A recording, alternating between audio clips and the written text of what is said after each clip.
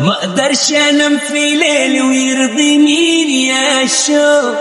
ويلي ويلي ويلي من الايام يا شوق، ما اقدرش انام في ليلي ويرضي مين يا شوق.